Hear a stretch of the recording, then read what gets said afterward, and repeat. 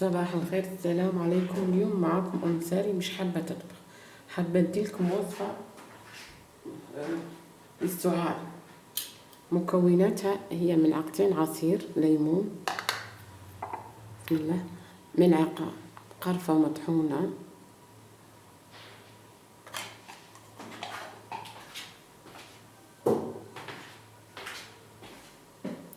هنا ملعقتين عسل، بسم الله،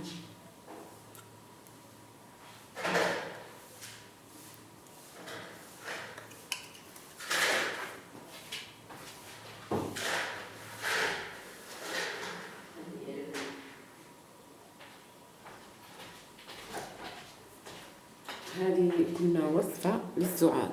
مكوناتها أنها ملعقتين عصير تاع الليمون، ملعقة كبيرة قرفة مطحونة، ملعقتين عسل حر طبيعي.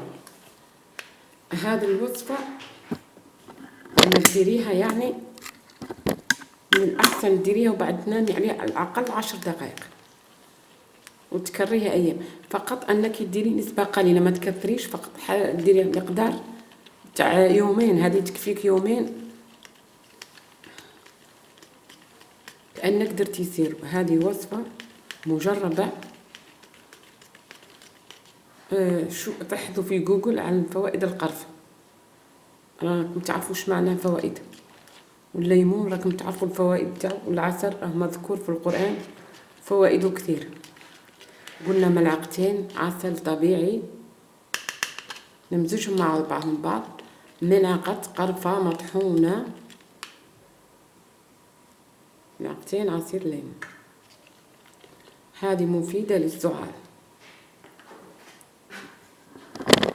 وهنا أم ساري حابة اديلكم عرض أنني درت هذا الرب الجزائري. احنا نقولوا الرب معناها معجون التمر، متكون من الماء والتمر والخبز. وهنا درتو تحلية.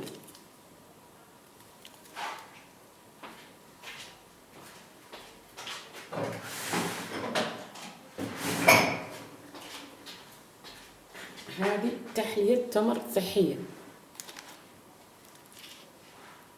تحلية تمر. وهنا ثاني كذلك درتو بتحلية بهذه الطريقة التزيين. أم ساري تقولكم لازم ترجعوا الأكلات الصحية. هذه فقط تحلية تمر، ما فيها حتى شيء معناها خارج كلها صحية وطبيعية. تمر فقط والمكسرات،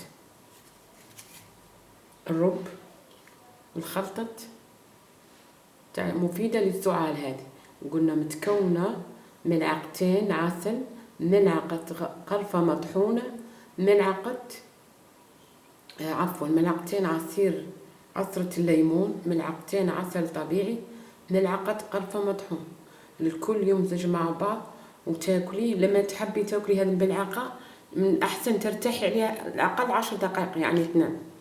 هذه مفيدة للسعال بإذن الله، مجربة. وهذه التحلية تحلية التمر. إن شاء الله ربي أحيانا ندير لكم الرب الجزائري. هنا درناه قلنا كأنك درتي حلوى تحلية. ما تنسوش الاشتراك. أم ساري رايحة نديرلكم أنا مواضيع كلها حابة أتكلم عن الأشياء الطبيعية والصحية. هذا هدفي. ما تنسوش الاشتراك. السلام عليكم.